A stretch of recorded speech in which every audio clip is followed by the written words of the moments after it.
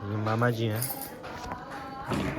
कल है बाबू का बर्थडे, उसके लिए पहले से ये घी निकाल के रख दिया ताकि इसी में सारा जो पूजा का सामान है वो बन जाएगा। चाय बना रही हूँ एक तरफ, मम्मी पी के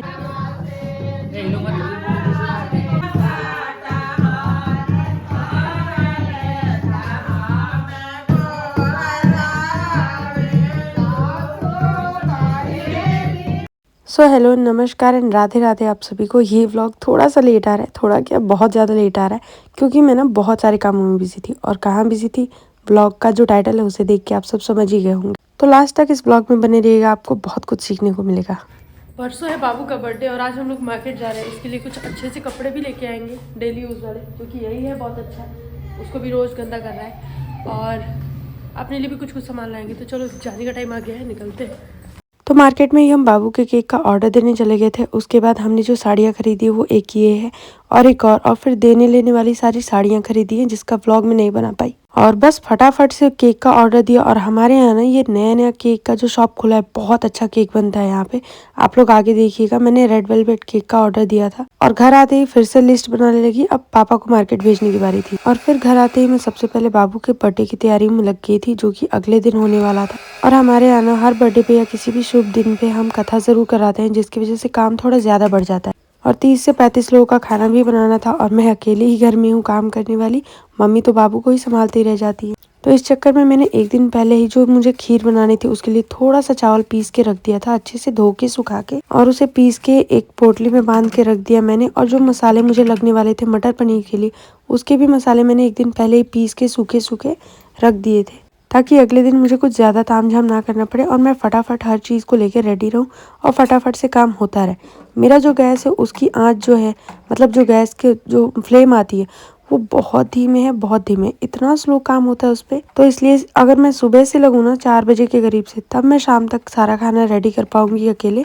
तो इसलिए मुझे एक दिन पहले से ही लगना पड़ता है, सब कुछ तैयार करके रखना पड़ता है। और अब पूजा के प्रसाद की जो लिस्ट बन गई थी उसे लेकर मम्मी जा रही थी मार्केट सब कुछ लाने के लिए। तक उन्होंने घी, मतलब मक्खन था, उसे निकाल दिया और मुझे बाबू का बर्थडे, उसके लिए पहले से ये घी निकाल के रख दिया ताकि इसी में सारा जो पूजा का सामान है वो बन जाएगा। चाय बना रही हूँ एक तरफ, मम्मी पी के जाएंगी मार्केट। बाबू के सारा फल लाना है, मिठाई लानी है, ये नुका के रख दिया है अच्छे से, रात को आराम से बन जाएगा। अभी बज रहे हैं 3:15 और जा रही हूँ लहसुन छीलने। मम्मी घर की सफाई कर रही हूँ, बाबू को खिला रही हूँ। इतने छोटे छोटे से लहसुन आ रहे हैं, काम बढ़ गया है। पूजा के बर्तन लेके बैठी हूँ कि इन्हें साफ़ कर दूँ। साग बन गया है, आधा लहसुन भी छील दिया है और सब कुछ हो गया है लगभग। बस ये पूजा के बर्तन साफ़ हो जाएंगे तो आधा से अधिक काम हो जाएगा आज का। अब देखो पूजा तो कल होने वाली है, लेकिन मैंने आज ही सारे बर्तनों को अच्छे से पीताम्बरी से साफ़ कर दिया था। वैसे ही पीताम्बरी नहीं था, मैं आगे आपको दिखाऊंगी ये कौन सा प्रोडक्ट है, पर जो भी था बहुत अच्छा था। इसका नाम है केशव और ये बहुत अच्छे से चांदी, तांबा, पीतल, सारे के सारे बर्तनों को अच्छे से साफ कर देता है। मैं एक एक साफ करती जा रही थी और उन्हें उनकी जगह पे रखती जा रही थी। तो ये छोटे छोटे काम अगर आप पहले से कर लो ना तो उस दिन बहुत ज्यादा टेंशन नहीं रहती है। तो इसलिए मैं 2-3 दिन पहले से ही लग जाती हूँ। लहसुन का तो यह है कि मेरे पास हमेशा से कम आधा किलो लहसुन छिला हुआ रहता है, लेकिन ना इस बार मैं बहुत ज़्यादा लेट हो गई क्योंकि घर पे ख़त्म हो गया था और कोई मार्केट जाने वाला नहीं था। तो मैंने दिखाया आपको कि यहाँ पे केशव नाम का ये प्रोडक्ट है। और ना इस टाइम पे मैंने बाबू को किसी और के घर पे दे दिया था क्योंकि मुझे बहुत सारा काम था और मैं अकेले अकेले ये भी डर रही थी कि मैं इतने लोगों का खाना बना पाऊंगी भी कि नहीं। तब तक मेरी ननद आ गई बिल्कुल हनुमान जी का रूप लेके और उन्होंने मेरे मैक्सिमम कामों का जिम्मा ले लिया। तो मुझे ये हो गया कि चलो मैं कर पाऊँ या ना कर पाऊँ, वो ज़रूर कर देंगी मेरे साथ मिलके। ना ये खरौनी जो होती है, जो घी में निकलती है, उसी से मैंने ये मिठाई बनाई है और अब इसका सबसे पहला भोग भगवान जी को लगाने जा रही हूँ। पता नहीं कैसी बनी है कैसी नहीं, भगवान जी खा के बताएंगे कैसी बनी है।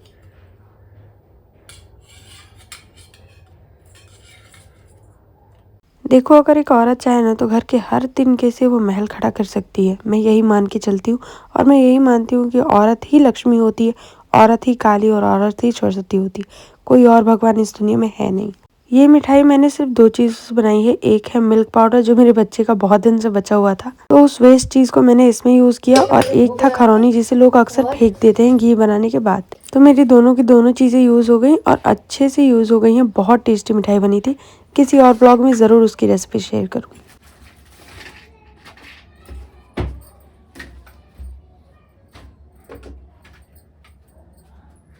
मेरी सास हमेशा कहती हैं कि पहला दिया मंदिर का, दूसरा दिया दरवाजे का। तो सबसे पहले भगवान जी को भोग लगा के मंदिर में दिया जला लेते हैं, और ये दूसरा दिया दरवाजे का। अभी मम्मी आई तो नहीं है, मेरा बस अब एक ही काम बच गया है, रोटी बनाना, और ये दूसरा काम है लहसुन छीलना, जो बहुत ज़रूरी तो नहीं है पर कर लेते हैं, कल के लिए आराम रहेगा। आप सब भी आरती ले लीजिए। Happy birthday to you, happy birthday to you, happy birthday dear darling, happy birthday to you. हाँ, हैप्पी बर्थडे, हैप्पी बर्थडे। तो इसके बाद मैंने डायरेक्टली बाबू के बर्थडे वाले दिन सुबह सुबह ही कैमरा उठाया था, और सीधे उसके बाद आपसे मिल रही हूँ शाम को। मेरे पास ना कोई कैमरा मैन है, ना कोई और काम करने वाला। मुझे नहीं समझ में आता मैं कैसे शूट करूँ सब कुछ।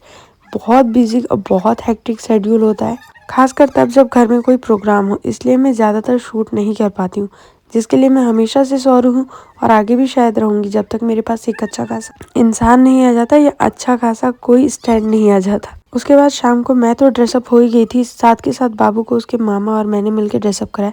मतलब उसी ने ज़्यादा कुछ किया था, मैंने बस हेल्प की थी। और बस बाबू रेडी हो गया और इधर गीत गाना चल ही रहा था, साथ के साथ मैंने सब कुछ बना दिया था, जिसकी वजह से मैं शूट नहीं कर पाई। ये मामा जी हैं, हमारी बहन जी हैं, और ये हमारे बड़े भाई हैं, सबसे बुजुर्ग भाई। ये मामा जी हैं, ओके जी, बहन जी हैं, बड़ी बहन है हम लोग की, और ये बुजुर्ग भाई है हम लोग के, सबसे बड़े भाई हैं और सबसे समझदार है घर में।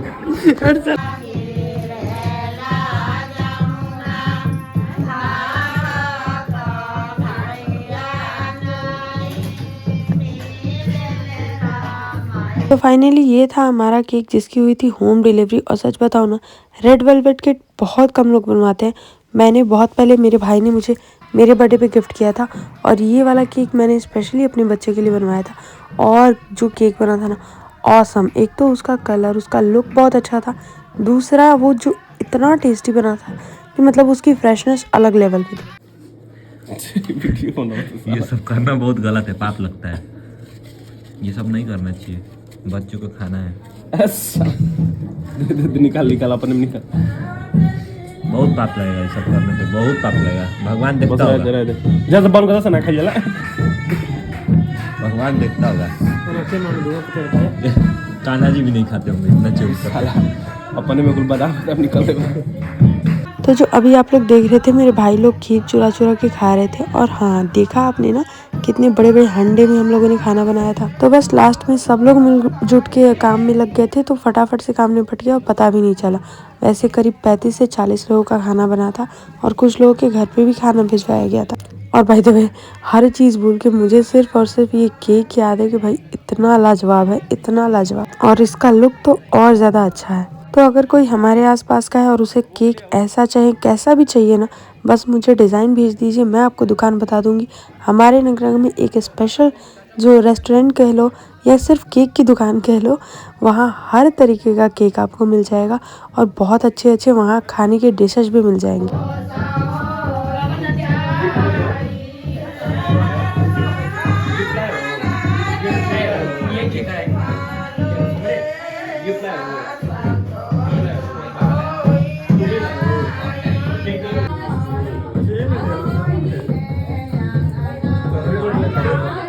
तो इस टाइम कुछ 7:20 का टाइम हो रहा था, और सब लोग केक के लिए रेडी हो गए थे, क्योंकि ना ठंडी के दिन में टाइम कब निकल जाता है पता ही नहीं चलता है, और बहुत जल्दी जल्दी सब कुछ करना पड़ता है। मैंने प्लान किया था कि बाबू के दादा दादी उसे केक, वैसे तो प्लान ये था कि बाबू को खड़ा करके हम लोग केक कट करवाएंगे, लेकिन उस टाइम पर ना हम लोग भूल गए थे बिल्कुल भी। खुशी के मारे कह लो या जल्दी के मारे, हम बिल्कुल सब कुछ भूल गए थे। जो हो रहा था बस होने दो।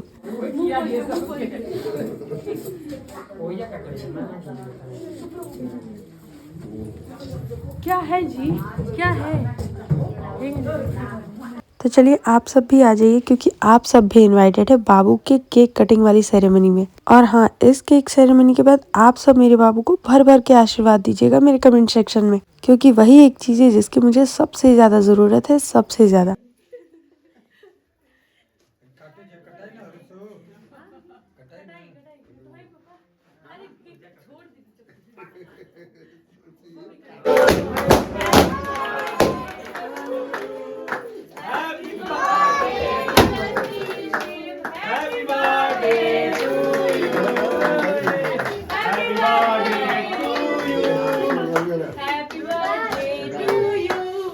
Happy birthday.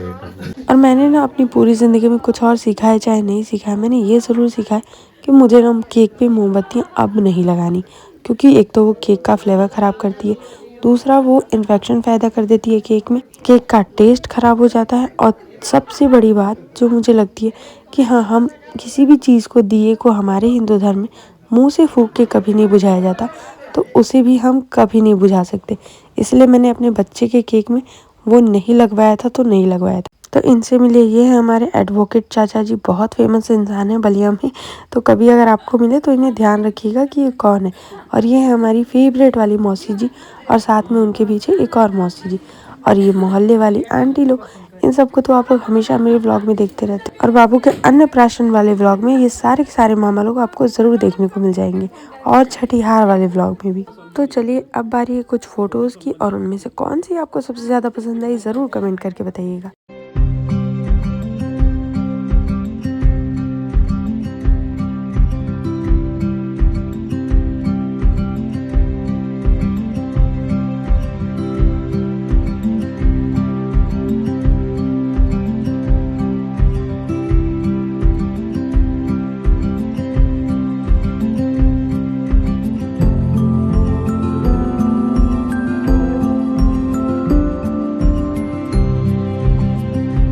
और इतने दिनों में मेरे बाबू ने मुझे पहली बार अगर कुछ खिलाया है ना, तो वो भी चांदी के चम्मच से, जो उसके मामा स्पेशली उसके लिए बर्थडे पे गिफ्ट लेके आए थे।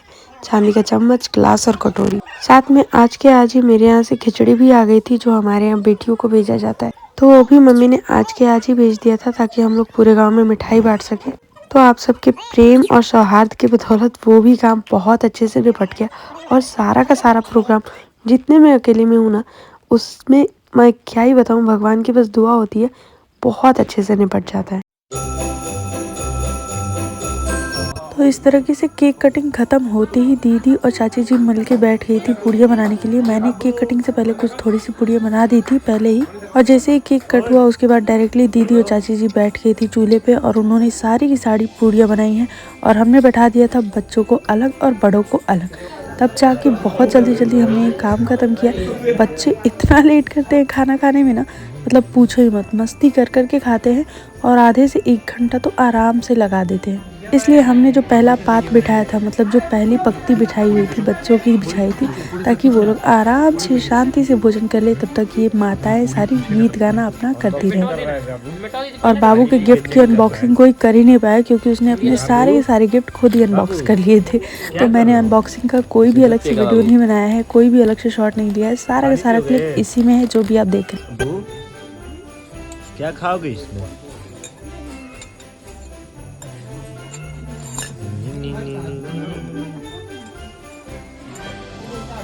तो बाबू अपने सबसे ज़्यादा जो खुश था ना, वो इसी गिफ्ट से था, और इस गिफ्ट को उसने सुबह तक नहीं छोड़ा है, बिल्कुल हाथ में लेके पकड़ के रखा।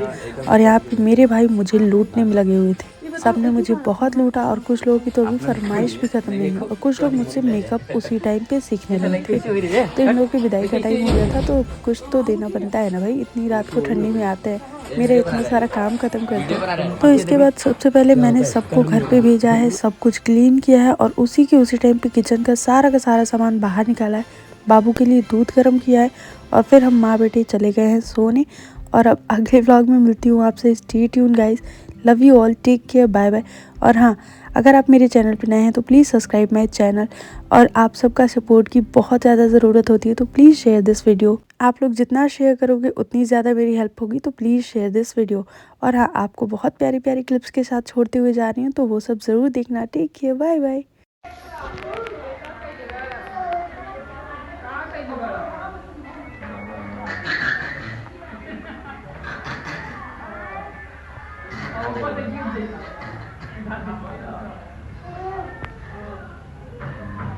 रिक्शा